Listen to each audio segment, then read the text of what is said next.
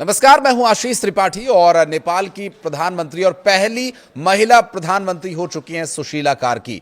और पूर्व जस्टिस रह चुकी सुशीला कार्की ने शुक्रवार देर शाम नेपाल की पहली प्रधानमंत्री के रूप में शपथ ग्रहण की और इसके बाद नेपाल के राष्ट्रपति ने प्रतिनिधि सभा को भंग किया और इसके साथ ही तय हो गया कि नेपाल में अगला संसदीय चुनाव कब होगा।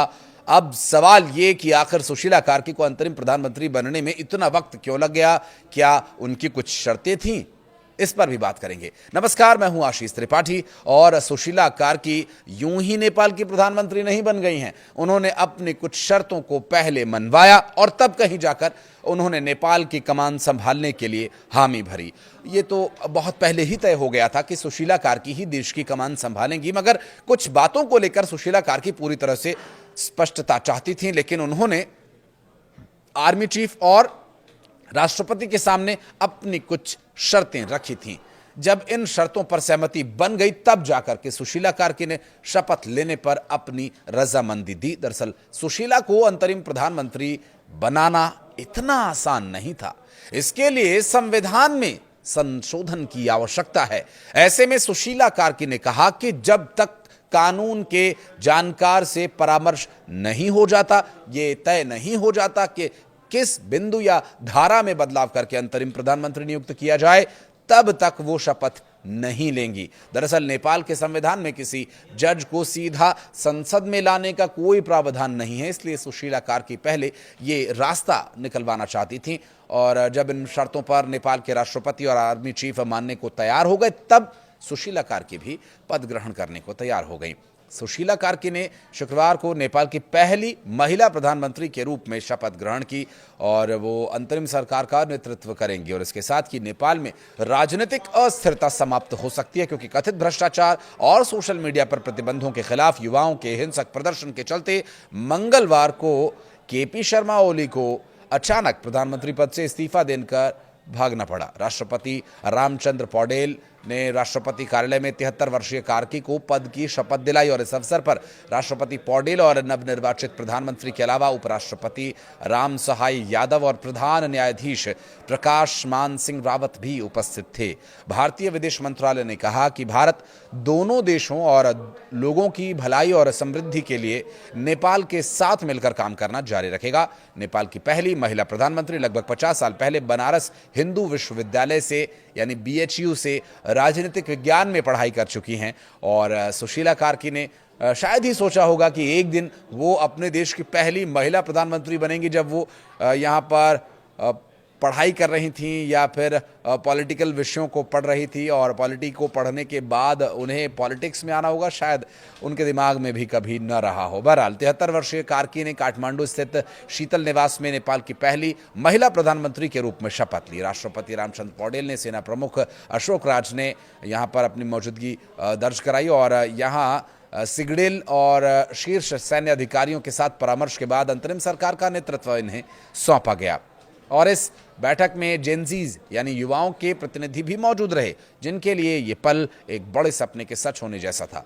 सुशीला कार्की का जन्म 7 जून 1952 को विराटनगर के एक साधारण से किसान परिवार में हुआ। 7 भाई बहनों में सबसे बड़ी कार्की ने संघर्षों के बीच पढ़ाई पूरी की और उन्होंने 1971 में त्रिभुवन विश्वविद्यालय से स्नातक, 1975 में BHU से राजनीतिक विज्ञान में स्नातकोत्तर और 1978 में कानून की डिग्री भी हासिल की। साल 1979 में वकालत शुरू करने के बाद उन्होंने न्यायिक सेवा में 3 दशक से भी अधिक का समय का सफर तय किया और जुलाई 2016 में नेपाल की पहली महिला मुख्य न्यायाधीश वो बनी और लगभग 11 महीने तक इस पद पर वे रहीं। और कार्की की छवि एक साहसी और ईमानदार न्यायाधीश के तौर पर रही है।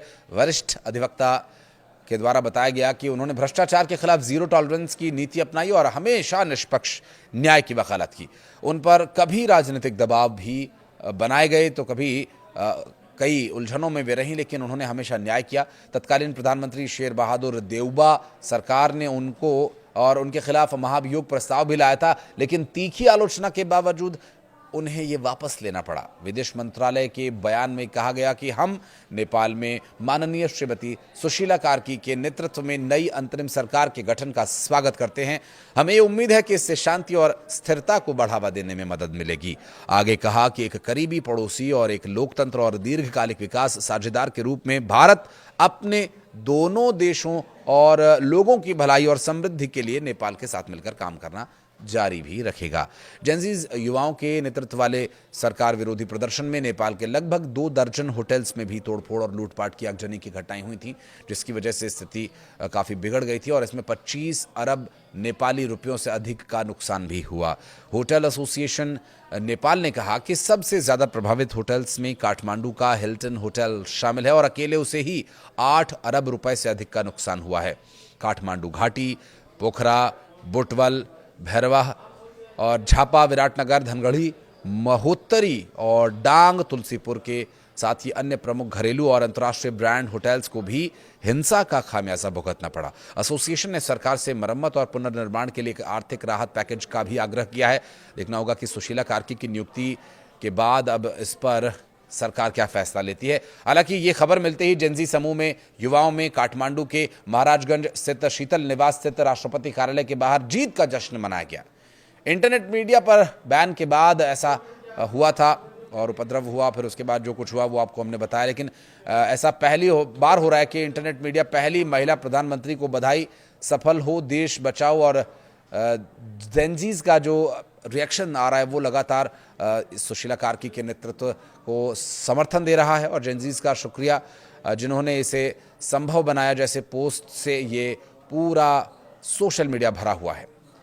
एक लड़की ने अपने फेसबुक स्टेटस पे पहली महिला प्रधानमंत्री की नियुक्ति पर अपनी खुशी व्यक्त करते हुए लिखा, हाँ ये मेरा घर है, मेरा कॉलेज है, अब मेरा देश भी माँ के प्यार, त्याग और स्नेह से चलेगा। ऐसा और जब सोशल मीडिया पर पॉजिटिव रिस्पॉन्स आया तो ये उम्मीद की जा रही है कि अब सब कुछ ठीक होगा और शांतिपूर्ण तरीके से नेपाल हमेशा की तरह आगे बढ़ता रहेगा। नेपाल के उचित भविष्य और नेपाल के लोगों के सुरक्षित भविष्य और लगातार उनके उत्तरोत्तर तरक्की की भारत हमेशा से ही कामना करता रहा है और एक बार फिर से अंतरिम सरकार के गठन के बाद शांति स्थापित हो, ऐसी हम भी उम्मीद करते हैं। बहुत बहुत शुभकामनाएं पूरे नेपाल को।